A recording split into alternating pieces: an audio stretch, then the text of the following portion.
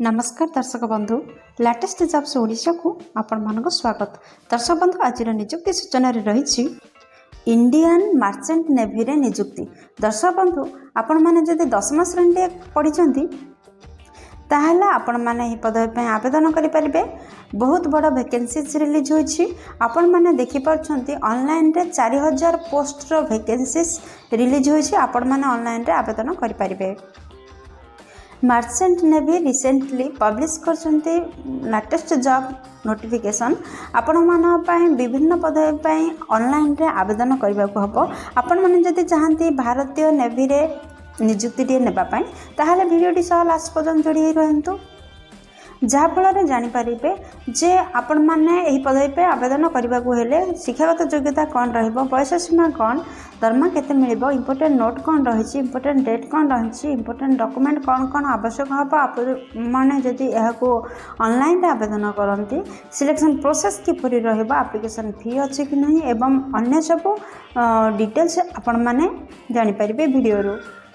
दर्शक बंधु मु बर्तमान आपण मानू नहीं आसी Odisha government job portal site को। जदि आपण माने ए पेज रे पहुंचबा चाहते ताहले आपण देखुवा वीडियो रे तळे थिबा डिस्क्रिप्शन बॉक्स रो फर्स्ट लिंक रे क्लिक कला आपण माने मध्ये ए पेज रे पहुंच परिबे। इंडियन मर्चेंट नेवी रिक्रूटमेंट 2024 रो डिटेल्स रे देखंतु। ऑर्गेनाइजेशन नेम होछि इंडियन नेवी। इंडियन नेवी तरफ विज्ञप्ति प्रकाश पाइछि। टाइप ऑफ जॉब रोछि परमानेंट टाइप रो जॉब। जॉब कैटेगरी रे होछि सरकारी नियुक्ति माने गवर्नमेंट जॉब अटे। नेम ऑफ पोस्ट देखंतु क्यों क्यों पोस्ट पाए वैकेंसी सब रिलीज होछि। Deck rating, engine rating, seaman, electrician, welder and helper, mess boy and cook. एहीपरी पदवी में आपण मानक ठारू ऑनलाइन रे आवेदन को आह्वान कर जाउछि। आपणकर एप्लिकेशन मोड ऑनलाइन रे रहउछि। आपण माने चाहिले निज निज मोबाइल रो किबा कंप्यूटर रो किबा कोनोसी कंप्यूटर पॉइंट रो आपण माने एहा आवेदन करि परिबे। प्लेस ऑफ पोस्टिंग रहउछि भारत रो आपण मानकर नियुक्ति रो स्थान रे रहउछि। आ आपण माने के माने एहा आवेदन करि परिबे। देखंतो सर्वभारतीय स्तर रे जॉब टी रिलीज होइछि। आपण माने भारत रो जे कोनोसी राज्य रो जे कोनोसी जिल्ला रो होइथिले मध्ये ए पदवी में आवेदन करें। दर्शक बंधु यार लास्ट डेट 30/4/2024 रे रोचे। जेंडर रे केवल मेल पर्सन ही आवेदन करें। फीमेल पाई यही सीट वैकेंसीज नुह, यह केवल मेल पर्सन पाई केवल पुरुष माने ही आवेदन करें। इंडियन मर्चेंट नेवी रिक्रूटमेंट 2024 रो एलिजिबिलिटी क्राइटेरिया रे आमे प्रथम देखिने शिक्षागत योग्यता कौन रहिबा आवश्यक। दर्शक बंधु आपण माने जदि स्वीकृति प्राप्त बोर्ड किंबा यूनिवर्सिटी रो 10th किंबा +2 किंबा ITI टिके करछंती ताहाले आपण माने एही पदवी पे आवेदन करि परिबे। दर्शक बंधु जदि आपण माने डेक रेटिंग पदवी पे आवेदन करछंती ताहाले आपण माने +2 करथिबा आवश्यक।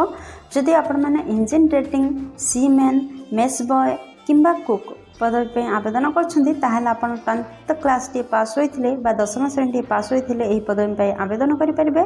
जदि आपण माने इलेक्ट्रीशियन, वेल्डर, हेल्पर एसब पदवी पे आवेदन करबा चाहछंती ताहाले आपण 10वीं सहित ITI करथिले एही पदवी पे आवेदन करि परिबे।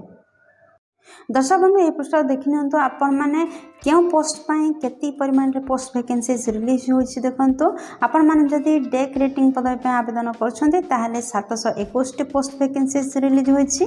इंजिन रेटिंग पाई 236 टी पोस्ट वैकेंसीज रिलीज होइछि। सीमेन पाई 1432 टी पोस्ट वैकेंसी रहिछि। इलेक्ट्रीशियन पाई 408 टी पोस्ट वैकेंसीज रिलीज होइछि। वेल्डर किंबा हेल्पर पदवी पाई 78 टी पोस्ट वैकेंसीज रिलीज होइछि। मेस बॉय पाई 922 टी पोस्ट वैकेंसीज रिलीज होइछि। कुक पदवी पाई 203 टी पोस्ट वैकेंसीज रिलीज होइछि। दर्शक बंधु ए पृष्ठ देखि नियंतु जदि आपण माने एही पदवी पे आवेदन करबा चाहछन्ते ताहाले आपनकर बयस सीमा कोन रहबा दरकार। जदि आपण माने एहा आवेदन करबा चाहछन्ते, जदि आपण माने जनरल कास्ट रो बिलोंग करछन्ते ताहाले आपनकर सर्वनिम्न बयस 17 वर्ष किंबा 17 वर्ष 6 मास एवं सर्वाधिक बयस 25 किंबा 27 वर्ष होइतबा आवश्यक। किंतु एज रिलैक्सेशन मध्य रही गवर्नमेंट रूल अनुसार जदि आपण माने OBC कैंडिडेट अटंती ताहले आपनकर 3 वर्ष बयस सीमा को छाड़ कर दिया जाउछि। जहाँफल आपण मैंने 30 वर्ष बयस पर्यटन फर्म अप्लाई करेंगे। जदि आपण मैंने ST SC PWD कि एक्स सर्विस मैन अटंती ताहले आपण 5 वर्ष बयस सीमा को रिलैक्सेशन रखा जाए जहाँफल आपण मैंने 32 वर्ष बयस पर्यटन फर्म अप्लाई करेंगे। दर्शक बंधु ये पृष्ठ देखी ना आपंकर दरमा कौन रही पदवी आवेदन कर मासिक दरमा 40,000 टंका रहिबो स्टार्टिंग दरमा यह बढ़ी 85,000 पर्यंत हो पार। तेणु 40 रु 85,000 पर्यंत आपंकर मासिक दरमा रहिबो। सिलेक्शन प्रोसेस किपर रहिबो देखंतु रिटन टेस्ट व्यवस्था रहउछि एवं आपण माने रिटन टेस्ट रे सिलेक्शन हेले आपण पई डॉक्यूमेंट वेरिफिकेशन रे व्यवस्था रहउछि। एही परि दुईटी पर्याय रे आपनकर सिलेक्शन प्रोसेस रहिबो। दर्शक बंधु ये पृष्ठ देखि नंतु जे एग्जाम पैटर्न कोन रहउछि आपण मानकर क्वेश्चन जनरल अवेयरनेस रु 25 टी क्वेश्चन आसीबो 25 मार्क कैरी करिवो। जनरल साइंस रु 25 क्वेश्चन आसीबो 25 मार्क कैरी करिवो। इंग्लिश लैंग्वेज रु 25 क्वेश्चन आसीबो एवं 25 मार्क कैरी करिवो।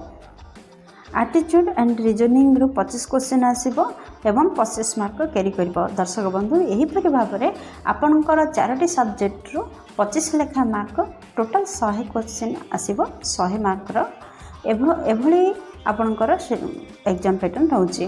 देखंतु एप्लिकेशन फी कोन रहउछि जदि आपण माने जनरल कैंडिडेट ताहले 100 टंका एप्लिकेशन फी दबाक पड़िबो।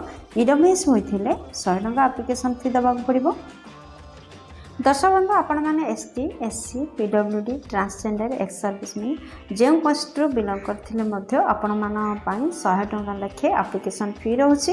यही पृष्ठ देखी ना जे आपण मैंने जब यह ऑनलाइन आवेदन करेंगे ताहले कौन कौन डॉक्यूमेंट आवश्यकता रोचे। फर्स्ट आपणकर शिक्षागत योग्यता एवं यार मार्कशीट आवश्यकता रोचे। सेकेंड रोचे रिसेंट पासपोर्ट साइज रो फोटो। थर्ड रोचे केस्ट सर्टिफिकेट। दर्शक बंधु आपण मैंने जनरल केस्ट व्यतीत जदि अदर कौन सी केस्ट रु बिलंग करथांती ताहले आपण मानकु जाति प्रमाण पत्र आवश्यकता रोचे। आपणकर फोर्थ रे आधार कार्ड रा आवश्यकता। फिफ्थ रे रेसिडेंटल सर्टिफिकेट रा आवश्यकता हेबो। सिक्स्थ रे एक्सपीरियंस सर्टिफिकेट रा आवश्यकता रोचे। सेवेंथ रे एम्प्लॉयमेंट एक्सचेंज सर्टिफिकेट रा आवश्यकता रोचे। एट रे वोट आईडी रो आवश्यकता रोचे। दर्शक बंधु यही 8टी डॉक्यूमेंट को रेडी करंतु एवं यह को ऑनलाइन रे आवेदन करंतु। इंडियन मर्चेंट नेवी रिक्रुटमेंट 2024 रो इंपोर्टेंट डेट कौन रही देखो। दर्शक बंधु यार अप्लाई डेट ऑलरेडी स्टार्ट हो सारा आपण मैंने चाहिए एवं अप्लाई करेंगे। अप्लाई रो लास्ट डेट 30/4/2024 रोचे माने अप्रैल 30 तारीख पर्यंत यार लास्ट डेट रोचे। इंडियन मर्चेंट नेवी रिक्वायरमेंट 2024 रो इंपोर्टेंट नोट कौन रही देखो। दर्शक बंधु आपण मैंने जब यह पदवी आवेदन करने को चाहते ताहले आपण मैंने तो जानते यह ऑनलाइन आवेदन करेंगे एवं आपणकर दरखास्त को सठिक भाव में लिखंतु एवं निर्धारित समय पूर्व यह सेंड करंतु नचेत आपणकर एप्लिकेशन को अग्राह्य करा जिवो अथॉरिटी द्वारा। दर्शक बंधु आपण मैंने देखो यह किपर अप्लाई करेंगे।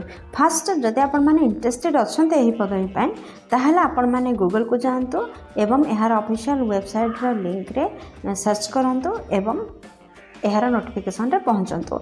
नचेत आपणकर सुविधा आपण देखुथिबे वीडियो रो तळे थिबा डिस्क्रिप्शन बॉक्स रे एही जॉब रिलेटेड समस्त लिंक प्रोवाइड कर दिया जायछि। आपण माने सेठी क्लिक करले मध्य अप्लाई करेंगे एवं PDF लिंक पाइपर। सेकेंड रे अप्लाई करने पूर्व नोटिफिकेशन को भल भाव में पढ़ंतु। थर्ड रे जो सब रिक्वायर्ड डॉक्यूमेंट आपन को मगाया अछि तार एंट्री करंतु।